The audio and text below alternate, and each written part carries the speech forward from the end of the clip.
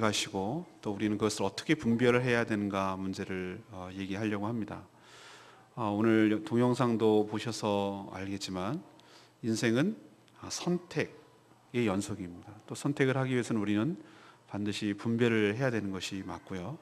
하나님께서 우리의 삶을 인도하시는데 그럼 어떻게 인도하시는지 우리가 알아야 그 말씀에 순종하고 또 그 인도를 받고 따라갈 것 아니겠습니까? 저도 기억을 더듬어 보면은 참 그 인생의 고민마다 참 그 선택을 해야 되는 기로에 서 있을 때 정말 하나님께서 그냥 딱 이거다, A, B 중에 A다 라고 알려줬으면 참 좋겠다, 그런 생각을 할 때가 참 많았습니다. 또 제가 20대 신앙생활 할 때 정말로 제가 소원하는 것이 뭐였냐면은 하나님의 음성을 듣고 그 음성대로 살기를 소원하는 것이 정말 제 삶의 주제였습니다. 그것이. 그도 그럴 것이 고등학교가 되면 고등학교 선택부터 마찬가지예요. 나는 인문계 고등학교를 갈 거냐, 실업계를 갈 거냐, 이것도 나는 내 인생에서 선택을 해나가는 것이죠. 고등학교를 가면 문과를 갈 거냐, 이과를 갈 거냐, 이것도 선택하는 것이죠.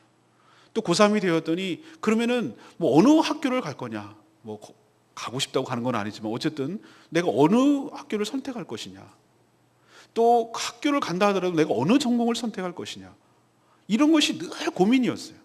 그럼 나오면 끝인 줄 알았더니 그게 아니에요. 군대는 언제 갔다 올 것이냐, 뭘로 갔다 올 것이냐, 제대하고 졸업하고 그러면은 나는 어느 직장에 갈 것이냐, 뭐 살 것이냐, 또 내 배우자는 어떤 아내를 얻어야 될 것인가, 이런 선택의 연속이었던 것 같아요. 여러분도 아마 그런 고민을 하고 이것이 끝난 줄 알았더니 그게 아니고 내가 사역을 어떻게 해야 될 것인가, 수없는 선택의 연속이라는 것을 제가 깨닫게 되었죠. 그러면 지금은 끝났습니까? 아니요. 지금도 여전히 저에게 있어서는 수많은 선택과 분별이 필요한 그런 상황입니다. 저는 2008년도에 예수전도단 YM에서 밴쿠버에서 훈련을 받을 때 그 예수전도단 전도단 그 자체가 가장 강조하는 것이 하나님의 음성 듣기입니다. 저는 그것 말 자체가 거부감을 느꼈던 사람입니다. 어떻게 하나님의 음성을 듣는단 말인가? 들립니까? 내가 이렇게까지 목회자가 됐음에도 불구하고 당신 이상하게 말이지 하나님 음성 들었다고 말해놓고 자기 생각을 얘기하는 것 아닙니까? 이렇게 반발을 했던 기억이 저는 납니다. 여전히 저에게 있어서는 그분들이 하는 방식 또 배웠지만 그렇게 하는 방식보다는 하나님께서 어떻게 하시는지 그거보다 더 확실한 방법이 없을까라는 것이 더 마음에 생각하는 것이 있어요. 그것은 바로 저는 하나님의 말씀이라고 생각을 합니다. 미리 결론부터 말씀드리면 오늘 하나님의 음성을 들을 수 있습니다. 그분들 듣는다는 거 부정하지 않습니다. 그렇게 하나님의 기도하고 그러면 하나님께서 그 마음속에 우리 안에 성령이 계시기 때문에 우리 마음속에 역사하십니다. 하나님이 우리에게 당신의 뜻을 보여주는 방법이 하나라고 생각하지 마십시오. 하나님께서 쓸 수 있는 카드는 다양합니다. 여러 경로와 여러 방법을 통해서 하나님께서 여러분에게 뜻을 보여주시고 들려주실 줄 믿습니다. 그보다 더 중요한 것은 무엇이냐? 하나님께서 그 뜻을 들려주시고 우리 가르쳐 주실 때 그것을 어떻게 분별할 것인가, 그것을 어떻게 선택할 것인가, 더 나아가서 그것을 어떻게 순종할 것이냐가 훨씬 더 중요한 문제이지 하나님께서 어떤 방식으로 하루에 방법에 문제가 있다는 것은 아니라는 것 여러분 깨달으셔야 합니다. 우리가 준비되어 있다면 하나님의 뜻을 분별하고 하나님의 뜻을 수용하고 그 뜻을 따를 준비가 되어 있다면 하나님께서는 여러 방법 중에 우리가 알아들을 수 있는 방법으로 하나님께서 우리에게 향해서 그 뜻을 정확하게 전달하여 주실 줄로 믿습니다. 이것이 먼저 전제되어야 돼요. 우리가 방법을 몰라서 모르는 것이 아니라는 거예요. 우리가 준비가 안 됐다는 것이 더 문제라는 뜻입니다. 그래서 오늘 이 두 인물을 보면서 아브라함, 그의 종 엘리에셀, 이 두 사람을 보면서 이들은 이삭의 신부감, 아브라함 입장에서는 자기 아들, 그렇게 늦게 얻은 귀한 아들, 그렇죠? 그 아들의 이제 37세가 되었을 텐데 그 아들의 신부감, 며느리감을 찾아가는 과정. 엘리에셀은 자기를 믿고 맡겨준 그 종, 아브라함의 자기 주인의 그 신부감, 며느리감을 얻기 위해서 떠나는 과정, 이것이 오늘 성경을 같이 읽은 것인데 이 아브라함과 엘리에셀이 그 이삭의 신부감을 어떻게 구하며 찾아가는지 장면을 통해서 하나님의 뜻을 어떻게 구하고 어떻게 분별하고 하나님께서 어떻게 우리 삶을 인도하시고 그것을 우리는 어떻게 또 분별해내고 그런 과정을 봄으로써 우리 삶도 하나님의 뜻을 분별하고 하나님의 뜻의 인도함을 받고 그래서 우리 삶도 하나님의 뜻에 부합하게 하나님의 은혜 속에 살아가는 하나님의 뜻에 일치하고 살아가는 하나님을 기쁘시게 하고 살아가는 그런 복된 인생이 되기를 간절히 축원합니다. 지금 여러분들 삶 속에 내가 어떻게 해야 될지 판단을 해야 되는 상황에 있는 사람들, 도대체 이게 어떤 것이 하나님의 뜻인지 분별이 안 되는 사람들, 오늘 말씀을 잘 들으십시오. 그리고 거기에서 하나님의 분명한 메시지를 얻으십시오. 여러분에게 주는 레마의 말씀을 붙드시고 그 아브라함과 엘리에셀의 삶을 따라가면서 하였듯이 여러분도 그대로 적용하고 그대로 자기의 것으로 삼는다면, 이 말씀이 여러분에게 다가온다면, 그리고 여러분의 것이 된다면 똑같이 동일하신 하나님께서 여러분의 삶도 인도해 가시고 여러분 그것을 분별해내시고 복된 길로, 성공의 길로, 의미 있는 길로, 축복의 길로 여러분의 길도 인생도 나아가게 될 줄로 믿습니다. 첫 번째 보실까요? 하나님은 어떻게 아브라함을 자기 신부감이 아닌 자기 며느리감을 얻도록 그렇게 인도해 가셨을까? 그 첫 번째는 먼저 인도하시기 전에 하나님께서는 아브라함을 성숙시킨다는 것을 볼 수 있어요. 우리가 성숙하지 못하면 하나님의 뜻을 분별하기가 어려워요. 미숙해요. 성숙이 무엇입니까? 우리는 몸이 컸다고 성숙입니까? 우리는 애어른 같은 애 있습니다. 이제 나이가 이제는 10살밖에 안 되는데 막 등치는 60kg, 160에다가 막 이런 애들 있었어요. 그 애를 보고 우리는 어린애라고 그러지 성숙했다고 그럽니까? 그러나 어른인 경우도 키가 작은 사람이 있어요. 여자분 같은 경우 막 1m 50 정도에 한 뭐 42kg 가면은 뒤에서 보면 애인지 어른지 구별이 안 가요. 근데 그 사람이 성숙하지 않았습니까? 아니요. 그렇잖아요. 우리는 그것이 크기에 따라 얘기가 다르잖아요. 우리 믿음도 마찬가지입니다. 하나님께서 예수 그리스도를 믿고 나서 시간이 지나야 물론 되겠지요. 어느 정도의 성장은 시간이 필요합니다. 그러나 시간이 무조건 지났다고 성숙한 것인가? 그건 아닙니다. 평생 동안 몇십 년 동안 신앙생활을 했는데 여전히 애처럼 살아가는 사람이 많아요. 미숙한 거죠. 아브라함이 처음부터 성숙했습니까? 전 그렇지 않습니다. 창세기에서 계속해서 보여주는 12장 아브라함을 불러내시고 하나님께서 이삭을 바칠 때까지 이때까지의 그 모든 그 신앙의 여정들을 살펴보면 저는 하나 보이는 것이 하나 있는데 아브라함을 연단시키고 훈련시키고 다듬으셔서 어떤 사람을 만드는가? 믿음의 거목으로, 거장으로, 믿음의 조상으로 하나님께서 성숙시켜 나가는 과정이 바로 성경에 기록된 이야기인 것을 볼 수가 있습니다. 아브라함을 연단시키고 아브라함을 부르시고 아브라함을 연단시키고 그렇게 세웠던 그 하나님께서, 동일하신 그 하나님께서 여러분의 삶도 개입하셔서 수많은 이방 문화 속에 살아있고 하나님을 믿지 않는 그런 불신 가운데서 살아있는 여러분을 택하셨어. 여러분을 이제 때가 되어서 불러내셨어. 불러내신 것으로 끝내는 것이 아니라 영으로, 성령으로 거듭나게 해서 낳아서 끝나는 것이 아니라 낳은 이후에 부모의 많은 보살핌과 많은 간섭과 많은 인도하심과 많은 훈련을 통해서, 교육을 통해서 어른이 되어가게 하듯이 여러분의 미숙한 영적 신앙을 하나님께서 연단시키고 훈련시키고 그렇게 해서 믿음의 성숙을 하신 다음에 하나님께서 축복하여 주시는 줄로 믿습니다. 만약에 미성숙한 상태에서 하나님의 축복을 주면 그 축복이 축복인 줄도 모르고 그 축복을 축복답게 사용할 줄도 모르고 그것을 허비하기가 쉽습니다. 우리 드라마나 영화 같은 데서 많이 볼 수가 있습니다.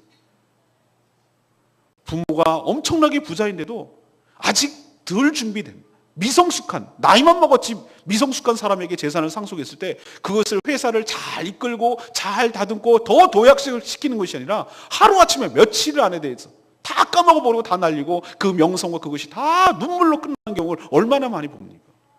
그래서 제대로 된 CEO는 어떻게 하는 줄 아십니까? 자기 아들들을 혹독하게 훈련을 시키는 거예요. 물론 최고급 교육, 유학도 보내고 이렇게 하는데 단순히 뭐 좋게 조금만 해주는 줄 아십니까? 더 똑똑해요. 더 강하게. 왜? 그 험한 정글 가운데서 세상 속에 살아남고 이 기업체가 어떻게 일구는 것인데 이것을 끝까지 유지하고 그거 하기 위해서는 그렇게 호락호락한 세상이 아닌 걸 알기 때문에, 자기는 경험해서 알기 때문에 그래서 자기 아들을 독수리처럼 훈련을 시키는 것이에요. 보십시오. 우리가 지난주에 아마 화요일쯤 묵상했을 거라고 생각나는데 아브라함이 이삭을 바치라는 거, 이게 마지막 테스트 관문이었어요. 우리도 파이널 테스트라고 해가지고 여러 가지 훈련과 뭐 봅니다. 순간순간에 퀴즈도 보고, 대학 다닐 때 퀴즈도 보고 뭐도 하고 뭐 써서 내라고도 하고, 그러나 마지막 파이널 테스트, 여길 통과를 해야 이것이 이제 한 학기가 끝나고 학점을 줄 수 있는 것인데, 저는 이 이삭을 바치고 드리는 것이 바로 파이널 테스트라고 생각했어요. 보는 거예요. 하나님께서 어떻게 하는지, 얘가 어느 정도 성숙했는지를 마지막 검증 과정을 거치는 것이에요. 쉽지 않았습니다. 여러분 쉽겠어요? 하나님 이러시는 거 아니죠? 줬다 뺏으면 뭐 어디에 털 나는데 막 이러면서 하나님한테 땡깡 부렸을 것 같아요. 저 같으면 절 데려가세요. 저를 데려, 이렇게 했을 것 같아요. 못 줍니다. 근데 아브라함은 그렇게 하지 않았어요. 그 다음날 일찍이 갔어요. 사라가 안 나온 것을 봐서 사라랑 대판 싸웠던 것 같아요. 이 아들이 어떤 뭐 안 된다고 막 난리쳤을 것 같아요. 그래서 사라가 울다 잠들었을 때 몰래 나가는지도 모르겠어요. 그 다음날 갑니다. 지체하지 않았습니다. 그리고 종에게 모리아산으로 왔을 때 딱 그걸 뭐라고 그럽니까? 너는 여기 있어라. 내 아들과 함께 가겠다. 그리고 뭐라고 하냐? 우리가 다시 돌아오리라.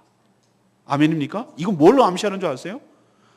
뭘 암시하느냐? 신약에 그것을 다시 조명을 해줘요. 신약과 구약은 항상 겹쳐서 서로 보완해 가면서 성경을 봐야 되는데, 아브라함은 뭘 믿었냐면 부활을 믿었습니다.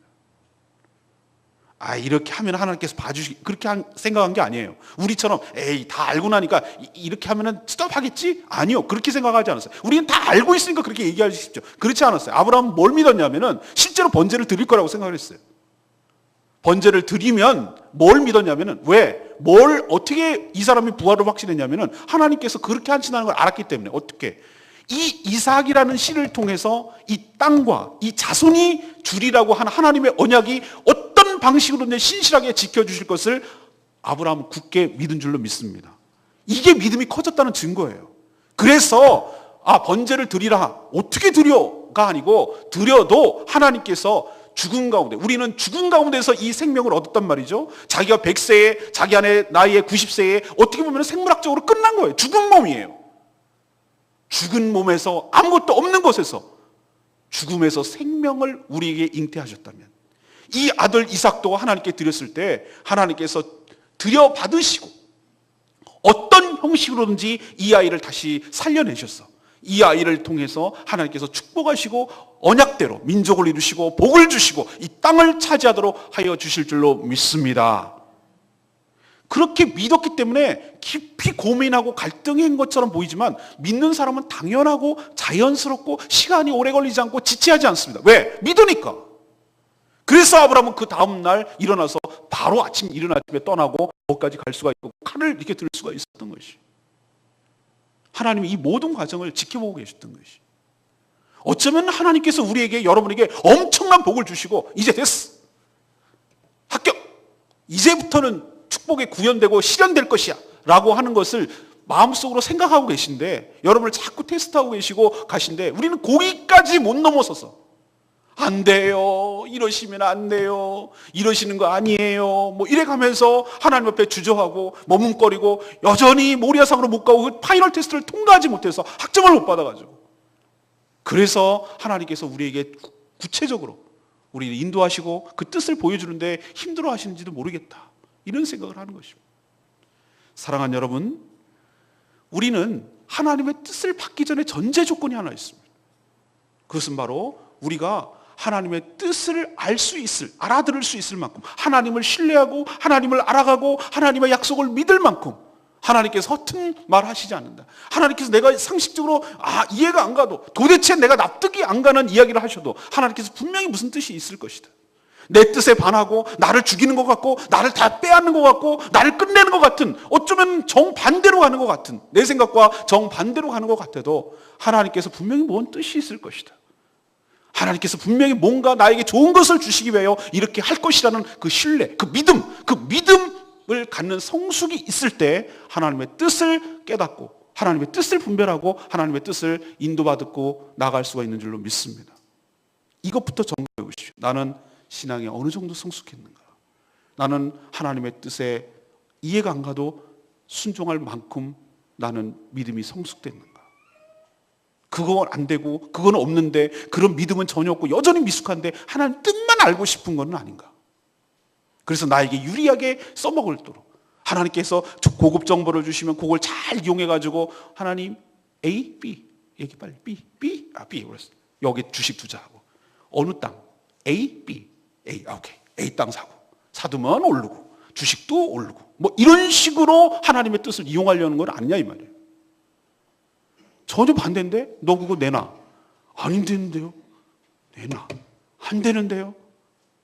하나님 크게 쓰시려고 하는데 안 돼요. 그래서 하나님의 뜻을 못 받는 건 아닌지.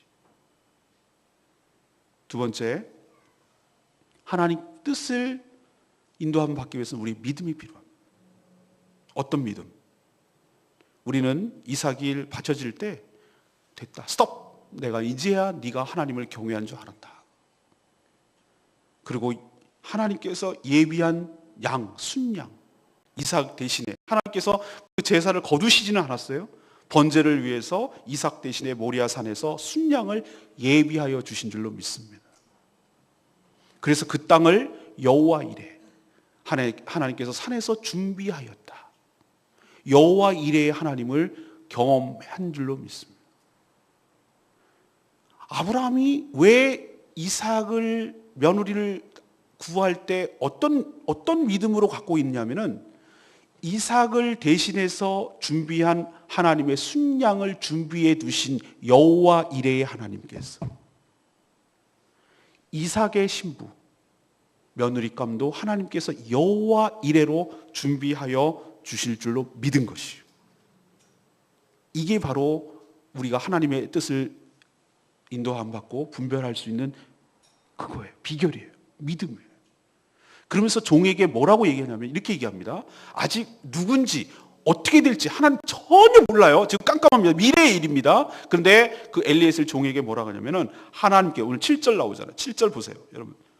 하늘의 하나님 여호와께서 나를 내 아버지와 집과 내 영혼을 떠나게 하시고 내게 말씀하시되 이 땅을 내 씨에게 주리라 하셨으니 그가 그 사자를 너보다 앞서 보내실지라 내가 거기서 내 아들을 위하여 아내를 택할지니라. 아멘입니까? 그가 누굽니까? 하나님이 너 누굽니까? 엘리에셀 종이잖아요. 너보다 앞서서 행하여 준비하실지니라. 아멘이죠? 이게 이런 말이 어디서 나올 수가 있었습니까? 그 전에 여호와 이레 하나님 자기 아들을 바치려고 했을 때 이미 준비해 두신 하나님. 준비해 뒀다는 얘기는 뭐냐면 하나님이 이삭을 받으려고 하지 않았다는 거예요. 처음부터 하나님께서 보시려고만 했던 것이지 이삭을 요구한 것은 아니었어요. 양을 준비해 둔 것으로 알 수 있어요. 그와 마찬가지로 하나님은 우리의 믿음을 보고 주시려고 하고 있어요. 이렇게 감춰두세요. 얘가 나를 전적으로 신뢰하는가? 나밖에 없다고 생각하는가? 하나님께서 더 좋은 것을 주시기 위해 나를 지금 보고 계시는 건가? 나의 지금 진짜로 하나님을 신뢰하는가 보는가? 요거 보시고 주시려고 이러고 있는 것 뿐이에요. 그러나 하나님은 예비하고 계신 줄로 믿습니다. 사랑하는 여러분, 여러분이 하나님의 뜻을 알기 위해서는 뭐가 필요하냐? 하나님께서 여러분에게 가장 좋은 것을 준비해 두셨다는 사실을 믿기를 바랍니다. 여호와 이레의 하나님, 준비하시는 하나님, 여러분에게 최상의 상황, 최고로 좋은 베스트 웨이를 준비하고 여러분을 기다리고 있다는 사실을 믿을 때 여러분 하나님의 인도함을 받게 될 줄로 압니다. 세 번째는 무엇입니까? 언약이에요. 언약. 우리가 어떤 것을 선택하고 어떤 것을 판단하고 어떤 것을 골라내고 어떤 것을 할 때 항상 언약, 다시 말해서 하나님의 말씀이 우리 삶의 선택의 기준이 되어야 될 줄로 믿습니다. 우리는 선택이라는 게 뭐죠? 이것을 선택하면 이것을 놔야 되는 거예요. 동시에 놓을 수 없어요. 원숭이를 잡을 때 어떻게 잡는다고 그래요? 그 우스갯소리에 그런 얘기 있잖아요. 조그마한 호리병에다가 땅콩을 갖다가 먹을 걸 놔두면 손을 이렇게 집어넣으면 땅콩이 잡히는 거예요. 근데 땅콩을 잡는 순간 손이 이렇게 해서 못 빠져나오는 거예요. 놓으면 나오는데 그걸 못 먹느라고 욕심 때문에 그 손을 이루고 있다는 거예요. 사냥꾼이 가더라도 이게 한계라는 거예요. 이 욕심이 이걸 놔야 선택을 놔야지. 놔야 내가 자유롭잖아. 근데 이거 못 놓는 거예요. 항상 우리는 이걸 놓거나 이걸 잡거나 둘 중에 하나지 이것도 잡으면서 이것도 선택 못하는. 선택이라는 게 그런 거예요. 하나를 선택하면 하나를 놓는 거예요. 그럼 뭘 갖고 선택할 거냐 이거예요. 그런데 아브라함은 철저하게 하나님의 말씀, 하나님의 언약에 따라서 선택을 했어요. 그걸 어떻게 할 수 있는가? 두 가지를 했어요. 엘리에셀에게 보내면서 두 가지 조건을 너는 지켜라. 하나, 가나안 여인은 안 돼. 두 번째, 이삭을 가나안 땅에서 데리고 나가지 마. 이 두 가지를 신신당부했어요. 그러면은 왜 가나안 땅은 여자는 안 돼? 이렇게 얘기했을까? 가나안 땅을 보니까 뭐 이방 족속을 섬기고 뭐 이방신을 섬기고 애들 보니까 영 대바라져서 영 아니야. 내가 여기 살아보니까 이쪽 애들은 안 돼. 그리고 못생겼어. 뭐 이래서 안 된다고 그랬을까요? 아니요. 그게 아니에요. 가나안 여인은 하나님께서 430년 후에 이 땅을 이스라엘 백성, 자기 자손들이 이 땅을 차지하게 될 거라고 그랬어요. 만약에 그렇게 되면 이 멸망당할 이 하나님의 섬기지 않고 우상을 섬기는 이 땅의 여인을 데리고 오면은 하나님의 언약을 깨는 거예요. 그래서 안 된다고 한 거예요. 그리고 이삭을 데리고 나가지 말라고 한 것은 뭐냐? 이 땅을 이삭에게 줄 거라고 했는데 얘를 데리고 나가서 살면은 이 땅을 받을 수가 없는 것이에요. 그래서 신앙의 믿음으로 믿음의 가문을 이루기 위해서 하나님의 언약을 이루기 위해서 가나안 여인이 아닌 자신의 일가 친척들 고향으로 가서 그 처자를 신부감을 데려오라고 한 것이고,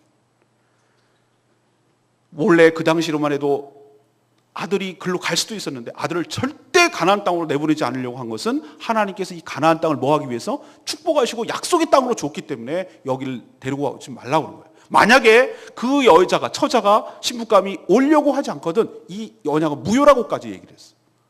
그런 상황 가운데도 그건 하나님의 뜻이 아니니까 안 오려고 하면 데리고 오지 마. 차라리 안 하면 안 했지 데리고 나가지는 마라. 이렇게까지 아브라함이 신신당부하는 이유는 아브라함은 분명히 기준이 서 있어요. 어떤 기준?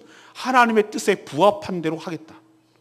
어떤 여인이냐, 뭐 이쁘고 뭐 어쩌 이런 개념이 아니고 이런 세상적인 가치관과 기준이 아니고 철저하게 하나님의 말씀에 부합한가, 하나님의 뜻에 부합한가, 하나님의 기준에 맞는가, 하나님의 말씀대로인가, 이것이 자신의 선택과 삶의 기준인 것을 분명히 알 수가 있습니다. 사랑하는 여러분, 하나님의 뜻을 모른다고요? 하나님께서 모를 수 있죠. 왜? 하나님의 뜻을 접하지 않기 때문에. 우리들의 삶의 문제는 뭔지 아십니까? 하나님의 뜻을 자주 접하지 않는다는 거예요. 다시 말해서 하나님의 말씀을 자주 접하지 않는다는 거예요. 하나님과 가까이, 하나님의 말씀과 가까이 하지 않는다는 거예요. 그래서 하나님의 말씀을 들을 기회가 없다는 거예요. 뭐가 기준인지 뭐가 그걸 일단 몰라서 모를 수 있어요. 두 번째는 뜻을 알기는 알겠는데 하고 싶지 않은 거예요.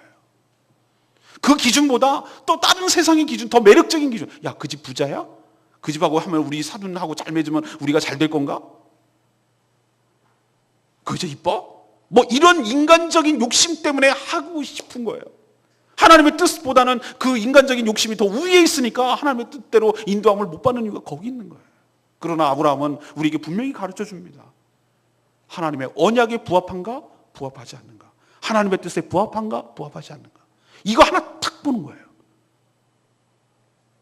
우리 동일하신 하나님께서 여러분에게 삶에도 묻습니다.